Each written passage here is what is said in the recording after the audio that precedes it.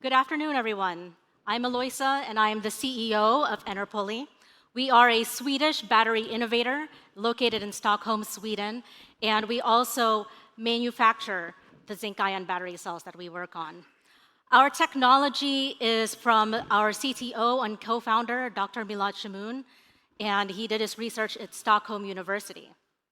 Now, who here is familiar with zinc-ion batteries? A few? Very, very few. Who has never heard of zinc-ion batteries before? Too many. Okay, well, zinc research in general is very popular, more so in the US because it's such a developed market.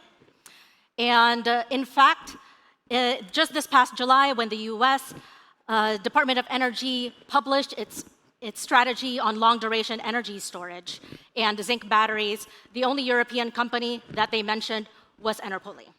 So don't worry, you are in good company. And today we're going to learn a little bit more about the zinc-ion technology and why it's particularly interesting for Europe. So zinc-ion batteries are designed for stationary energy storage. And every year, the projections on how big this market is going to be gets bigger and bigger.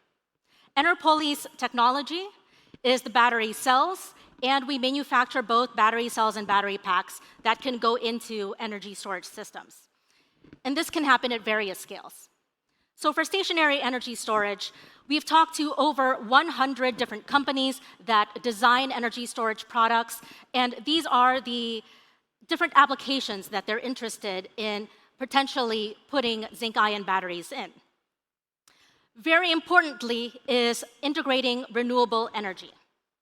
And the reason that this is particularly interesting for renewable energy is because renewable energy needs stationary energy storage in greater than 4 hours, typically.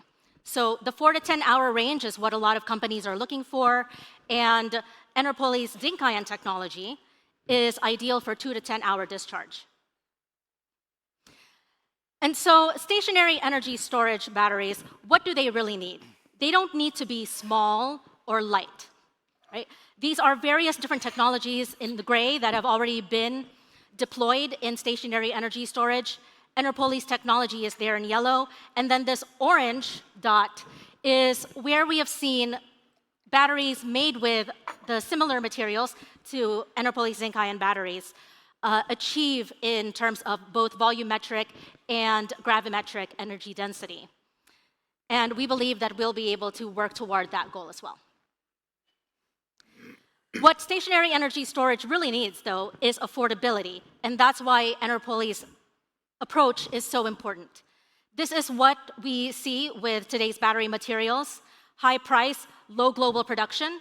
And at Enerpoly, we use zinc and manganese dioxide, which are low price, high global production batteries. And importantly, these are materials that Europe already has a competitive advantage in because Europe has been historically a leader in zinc and manganese dioxide batteries. Our innovation is in both the product and the process. Feel free to ask me more questions about that later. And in the process, we use equipment similar to lithium ion. So these are actual pictures of our production in Stockholm, and several advantages when it comes to the scalability of the manufacturing process. So there we have it, just a summary of the benefits of zinc-ion technology, and we are open to collaborations and investment. Thank you so much.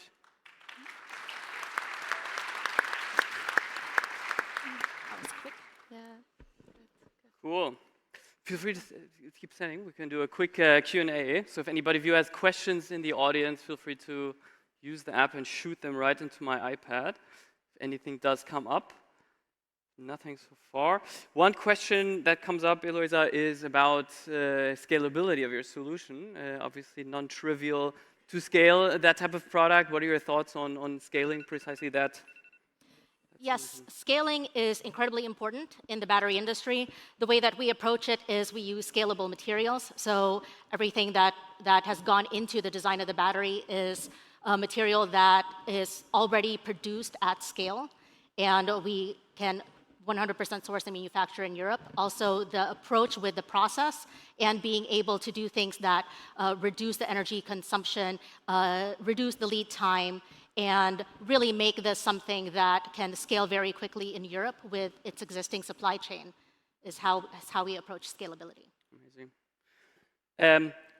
And I mean, talking about sourcing, this is something that just came up. Can you talk a little bit also in this context of scaling, how you plan on sourcing the materials respectively for your solution? We plan on using existing manufacturers of already available materials. So in our battery, there is nothing that needs to be synthesized before we make the battery. What we do is, I mean, it's a purely European battery. It's European IP. It's European IP in both the battery cell, the entire battery cell, the process that we have, and we're manufacturing it in Sweden. So sourcing all throughout the manufacturing, it's all European. Cool. So we have 30 seconds left, and I think one question that you alluded to was maybe the advantages and disadvantages. Looking at your solution and comparing it, how would you summarize this? Well, in stationary energy storage, what you really need is affordability. That's why we're looking at the materials that are the most affordable, and also using processes that are very scalable and affordable. So that is the major advantage. Also, what we can achieve in terms of performance are ideal in the 2 to 10 hour range. So it's not a power product, it is an energy product, but that's exactly what stationary energy storage needs. Perfect on time. All right, thank you so much. Let's move on to the next founder. Coming from Hive Electric, we have Nesrine walking us through your solution. Thank you. Stage is yours. Hi, my name is Nesrine Darragi.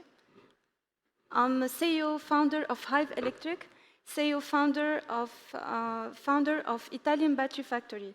So Hive Electric is a French company based in north of France, research development center, working on next generation of technologies like what I will present today, but we have also another technology. So what I will ask you is to visit our booth in D4 to see already certified products of LFP, lithium iron phosphate. Today I will present a next generation. It's the thematic of this presentation. So post-lithium. So as you know, the current challenge in battery industry is different. There are 4 main challenges concerning the supply chain. Since in Europe we have only 2% of the raw materials that we have to use in gigafactories, announced gigafactories. The second aspect concerns the safety. The safety. Third one is the environmental impact of all this raw material mining. And the fourth one is concerns, of course, the cost. So this is our big challenges that we are trying to resolve in Hive Electric. We are, of course, trying to make better technology more performant, but of course we have these 4 topics. And what we will propose is next technologies or next generation post-lithium without cobalt, nickel, manganese. So, of course, like zinc, air, sodium, iron, zinc, iron also, we don't use these critical raw materials, and we are working also on safest technology for critical application. So, which are 2 technologies, 2 cell battery technologies of Hive Electric? We developed, as I said, the first one is lithium iron phosphate. So, I invite you to visit us on our booth to see our products, different applications, different use case. And I will be focused on the second technology, which is the metal ion. To be more clear, it's the aluminum graphene. And the aluminum graphene, if you see here, I made some comparison between the aluminum graphene and the LFP, but also with the NMC. As I said, we are trying to resolve the 4 biggest challenge for cell battery industry. So for these 2 technologies, LFP metal ion, we reached life cycles more than 3,000 cycles charge-discharge with stability in 30 degrees. For the metal ion, here I saw the question concerning resourcing. The resourcing of all raw materials for the metal ion could be done in 1 kilometer perimeter of 100 kilometer of any industry, of any plant, because these raw materials as available are, of course, abundant. The technology readiness level of our aluminum metal is the TRL5, and we reached 130 watt-hour per kilogram. The potential of this technology, the theoretical potential of this technology is more than 1,000 kilowatt-hour per kilogram. This is why we have a roadmap to develop this technology, and we have different collaborations with different, of course, industrials, but also laboratories. So I will go faster. So different applications, successful proof of concept, strong partnerships. We have a proof of concept for stationary and embedded applications, but also for aerospace and defense. We are working on critical application. And so thank you. I know that All right. Thank you. All right, thank you, Nesrine from Hive Electric. Let's see. Thank you. Cool. So we're opening up the stage again for questions, and then the first one is popping up already. Obviously, pressing topic. So if we compare cost structures compared to more traditional solutions, can you give us an overview on how this prepares approximately? So, of course, we are on pilot line. We are producing now our cells in pilot line. The cost is between 5 up to 1,000 euro per kilowatt. So, of course, it's pilot line. And for a mega factory, we have the estimation for 100 megawatt hour. We could reach 200 euro per kilowatt hour. And if we make the scale up, we could reach 110 euro per kilowatt hour. We have all details concerning the raw materials. And of course, we are trying to secure these raw materials with different suppliers. We are also collaborating with industrials making graphite and graphene to try to, of course, to reduce this cost. Amazing, thank you. Talking a bit more holistically, so I think you've been talking a lot about a bunch of different applications that you saw in various industries. Can you double down a little bit on this, on where you precisely see applications, especially looking at the first years, so to say, of your company? So, as a startup, we have to prove that our disruptive technology is affordable, it's great, and it's working for niche markets. So it means that we are proving this. We try to develop a use case, and we have a proof of concept, successful proof of concept in critical application, like in defense for armored batteries, for example, vehicles, but also aerospace, etc. So we are trying to prove that it works in critical conditions. We have a technology for a wide range of temperature, minus 40 up to 72 degrees, for example, without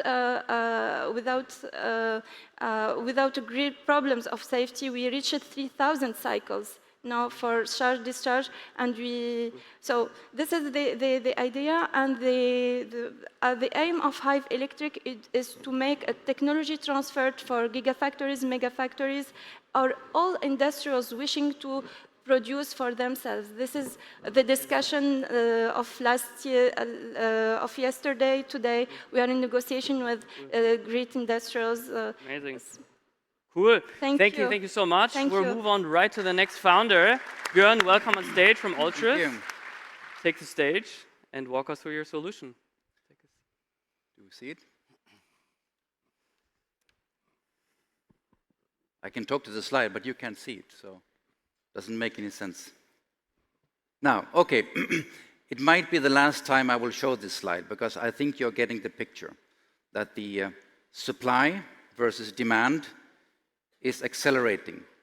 And it doesn't speak for the supply, it speaks for the demand in itself. We need more lithium than we can produce in terms of cells. And it's not just lithium, it's cobalt, it's nickel, and it's even graphite. And on top of this, we have the Chinese cap on exportation of graphite as well. So the situation doesn't look that very good. We need something else. We could have tons and tons of mines and refineries out there, or we could have a new chemistry. And Altris, we are presenting sodium-ion chemistry, which is safe, sustainable, and cost-efficient. Where are we in the supply chain? Well, you can see here, or in the value chain, sorry. We are a CAM manufacturer, cathode active material. This is where we feel well. This is where we had the patent in 2017, where one of our founders, at that time a master's student, he challenged John B. Goodenough, the Nobel laureate in lithium-ion. And my teammate, he won. So that was good. Then we got the patent, and then we founded the company. And now 6 years later, we are about to leave the startup phase, and we are entering into the scale-up phase. We will still focus on the CAM material. We know that we need to make cells to be able to provide to potential customers samples, either as cells or for them to try out packs. That's the way that we can sell more cathode material and create our own market in that respect. And all the names that you can read here, of course, it doesn't mean that they're all our customers. I wish, but I cannot say that. But they are examples of different values throughout the value chain, starting from raw material, ending up at end usage integration. So about us, 8,000 cycles, that's what you need to do to be in the ESS business. And we are extrapolated just north of 4,000, but it's still counting. So every week we add 30 cycles, and we have been just south of 4,000, now we are north of it, and it increases every week, I can tell you that. We broke the world record in cathode material. 163 milliamps per gram is roughly 95% of the theoretical capacity of Prussian white. We don't need to work more on that. We need to break more world records, and we did last week, where there was an announcement that we have 160 watt-hours per kilo on cell level, making us, I would say, credible, together with Northvolt in that case. We have a roadmap to take us at 200 and north of that as well. We have off-takers interested in CAM material, but also in our cells. That will enable us to have true bankable off-takes within a year or so. We have three main investors. InnoEnergy, I think you know. Molindo is a family office investor in Sweden. And Northvolt, I think you know them as well. We will have 1 gigawatt hour of pilot manufacturing up in north of Uppsala, where we are headed, we're situated, by middle of 2025. And that will be our pilot for the next 5 gigawatt hours that we will roll out in Europe and in the US. And 100 megawatt hour in cell production for our own usage and to be able to provide to customers, not for mass manufacturing.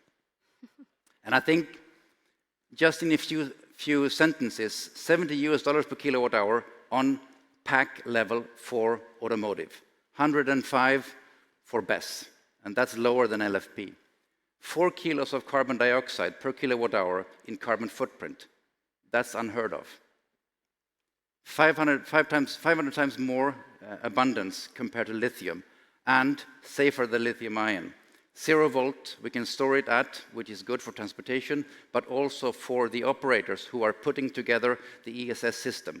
They will be safe. There is no more energy that they can suffer from. All right, Björn, let's give the word to the audience and see if they have any questions. The first have already been popping up. I think a quite impressed audience. First question that popped up was how you actually plan on industrializing your solution in the next couple of years. Of course, the pilot plant up in Sandviken is the first step. Learning from those baby illnesses, because there will be baby illnesses the first time you put together such a size of a process. Then we will roll out this in chunks of 5 gigawatt hours. starting in Europe or in the US, and then shortly after we will go the other way. So we will be on both sides of the Atlantic Ocean very soon. In terms of finding the right partners, well, we can provide them with the cells to show the good behavior and characteristics of our sodium-ion cells, and then we will sell them the cathode material through offtake agreements. Cool. And if you think, let's say 10 years into the future, how would you paint, so to say, the vision of your company, and what will you be building? I can answer for myself first. I will be retired. So finally the company will get rid of me. No, for the company, well, then we will be at, I guess, 100 gigawatt hours of CAM material. We will have businesses not just in Europe and in the US. It might be in India as well, or Africa, or both. Cool. Amazing. Hey, thank you so much. I think we had one more question that just popped up. So what needs to happen that we want to go from 160 to 200, 240 kilowatt hours in 2030? We need to prove it on a credible cell size level, which means maybe we're already doing it on R&D level. I will not tell you more. Amazing. Thank you so much, Björn. Let's keep it at that, and let's move on to the next founder. So we have two more contestants up. Now is Einar from Up Catalyst. Feel free to take over. Stage is yours. Thank you so much. I will tell you a story about carbon. We have heard a lot about carbon already, but also about sustainability. Very often the sustainability part is forgotten. So I'm Einar from CTO, from Up Catalyst, and I have a degree in atmospheric chemistry. I think all of us, at least most of us, have heard the ban for Chinese graphite, which is enforcing on Friday. At the moment, the batteries we have in our electrical vehicles on average have about 66 kilograms of carbon in it, in predominant form of graphite. If we look into 2040, we need 5 times more of the graphite that's needed at the moment. And there are not enough sources for that. Europe imports around 98% of the graphite it uses. Both the US and Europe have classified graphite as a critical raw material. And to the graphite, it's also carbon nanotubes are added as a conductive additive. So, Up Catalyst, with its innovative technology, has a green chance for Europe. So let's make it happen together. So some of you who are staying in this building, if they have view to the west, there is a local district heating plant where the CO2 all goes into the atmosphere. If this CO2 is concentrated and purified, with our technology, we can electrochemically transform it into carbon nanotubes and graphite. Our technology is based on electrochemistry. Molten salt, we have anodes, cathodes, we apply electrical current, carbon is deposited on the cathode side, and oxygen is evolved on the anode side. Carbon nanotubes, it's a premium product.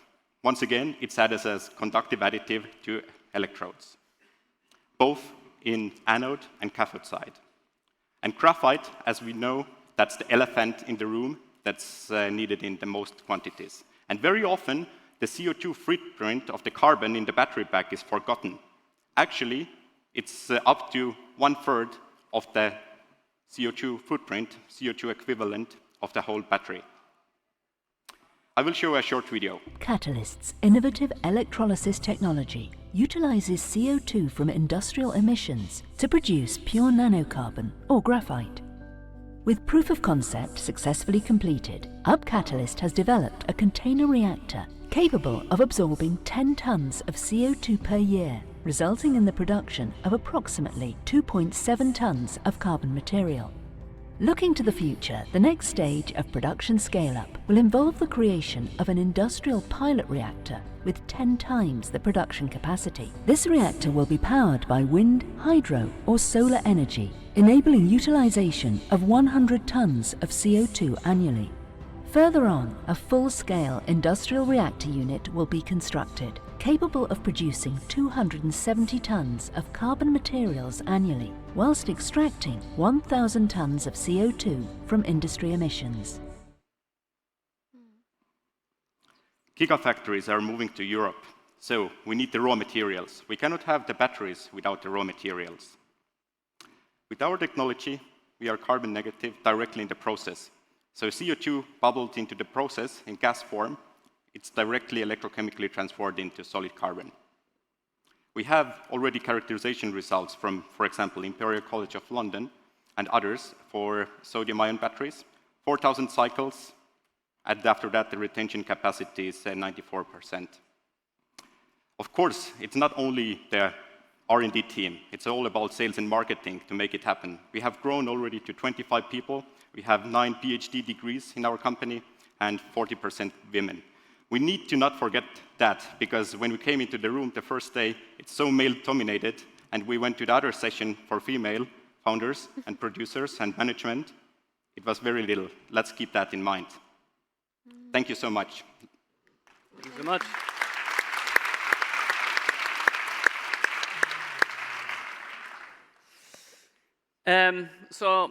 Given that you fulfill a technical role at the company, we have a technical question for you, which would be, how much effort is needed to purify carbon dioxide? And do you have a preferred CO2 source? Absolutely. The carbon needs to be pure for us to a certain level and concentrated. And at the moment, we are using bio-based carbon dioxide, basically manure fermentation. A lot of CO2 is co-evolved from that, and the captured CO2 will be transformed into solid carbon. But of course, I told about the energy production. This CO2, if it's captured and concentrated, we can directly turn at that venue into solid carbon. Cool. And can we talk immediately a little bit about energy requirements? When we talk about splitting CO2, what levels can we imagine here? If we scale up our technology to industrial scale, ton scale, we need about 13 megawatt hours to produce 1 ton of material. So this includes the synthesis process, purification process, and also some dispersion making. Cool. Moving a little bit beyond only the technical part, if we put this into like an economic context, what do you think about price competitiveness of this solution? And I think the question is a little bit also today, but also down the line, how do you expect this to develop? Of course, the price is always scale-driven. We have heard many times on the stage said before, with 5 years coming down 90% with the cost. I think very often similar principles can be applied. I'm an atmospheric chemist. It's all about basic physics. Not many chemists tell that, but if you really look at the process from basic physics perspective, you can get a very good understanding how much energy is required. All right. Thank you so much. Merci. That was Björn. Thank you. Now we move to, you're up already, now we move to a Cylib, a disclosure speed invest company. So I'm super excited to welcome Gideon. Stage is yours, go ahead. All right, thanks a lot and great to be here. I'm super excited that you two talked about demands for raw materials here in Europe and that we don't have them here. And I think with recycling, that is something that we really can tackle within the next few years. Because when you look at how the market is going to be developed within the next few years, you see that from 2030 on, we will have massive amounts of end-of-life batteries going out of service, going into recycling. And even in the years right now, we have huge parts of production scraps that have to be recycled to keep these materials in Europe. Because, as you mentioned before, we don't have these materials here. We import graphite from China, and it's going to be even more complicated within the next few weeks. We import a lot of cobalt from Congo, and lithium and nickel also come from third-party countries. So we should really lever what we get in end-of-life batteries to have it here in Europe. But for that, we need holistic processes. We need processes that do not downcycling of materials, that instead recycle all materials in a battery. And in 2015, Lilian and Paul, the other two co-founders, embarked on a journey to put their efforts in research. They started at the IME, at the RWTH Aachen, to work on battery recycling. Numerous publications, numerous research projects, and a lot of work led to a process that we developed within the past few years and brought into that company called Cylib. Within the past 1.5 years, we built up a team of now more than 42 members. I think from Friday on we are 44, so steadily growing. And right now we are recycling batteries holistically. What does that mean? We have a process where we get end-of-life batteries, discharge them, dismantle them, and what we saw in research is the more effort you put in at the beginning of the process, the easier it gets at the end of the process. So with thermal operations, with mechanical operations, with everything that you do at the beginning, you ease your subsequent chemical processes in such a way that you're capable of recycling lithium and graphite water-based.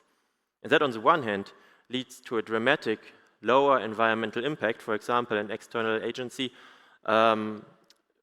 calculated that our CO2 footprint is 30% lower than conventional hydrometallurgical processes. But besides the better environmental sustainability, it helps us also to get good products in terms of their respective properties, for example, for the graphite. So where are we standing now? We are recycling 0.5 ton of batteries per day with our plant in Aachen, and we're scaling to several thousand tons in 2026. And we have an end-to-end process. We get end-of-life battery packs from automotive OEMs, we get production scraps, but also micro-mobility batteries, and we produce raw materials for refineries, for new battery production. Lithium carbonate, cobalt sulfate, nickel sulfate, manganese sulfate. So all batteries, all products that you need to build batteries, and that with a 30% lower carbon footprint. And since I'm running a little bit out of time, I just want to share how that looks like, because you have to put in a lot of different machinery to set up a holistic process. To recover all elements, you have to set up your process chain according to the demands. It starts with shredding, with thermal operations, goes to sorting, sieving, hydrometallurgical operations, and then comes out with marketable lithium products. Thanks a lot.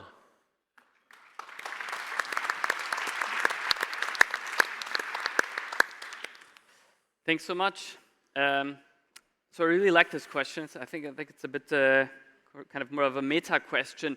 So if you think about these activities of Cylib, you think about recycling, do you think that activity will ultimately be able to compensate entirely for, let's say, mining activities around lithium and the likes? One day.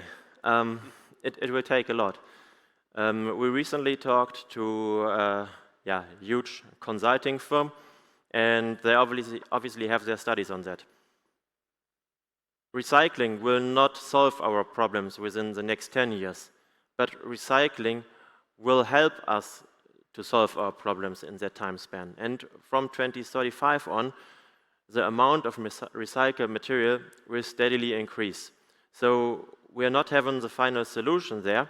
We also have to be responsible in terms of our consumption patterns. We have to be responsible in terms of the lifetime of batteries in what we as persons use, but it will help us tremendously. And talking a little bit about more the technology specifically, one question that came up is more about the graphite. Is this battery grade as well? In the context of Paul's research and his PhD thesis, already batteries were built out of the recycled graphite that they got. For sure, not all properties of these batteries were like the properties of new or primary graphite. However, they come close, and that was with the usage of 100 to 80 to 100% used graphite. So we see very strong indications that when blending primary graphite with our recycled graphite, we come very, very close to the requirements of batteries. Cool. One question I really liked is if we talk a little bit, again, kind of about the potential of the solution, applicability of your recycling solution to different types of batteries. Are there any limitations you're facing today or tomorrow that kind of limit your scope? So our claim right at the beginning was next generation battery recycling, and that's where we stem from. We stem from research. And Lilian started to work on lithium sulfur batteries in terms of her PhD thesis. So she already worked with with batteries to come within the next few years. So it were for LFP batteries. Our process was already in research applied to LFP batteries. Right now we are in current research projects regarding solid state batteries and already had our hands on first of these. Obviously, some parts of the process have to be modified for that. Obviously, some parts of the process change depending on the respective chemistries. However, in generally all work, but your process has to be a little bit holistic to cover all of these. Yeah, thank you so much, Gideon. This was Cylib.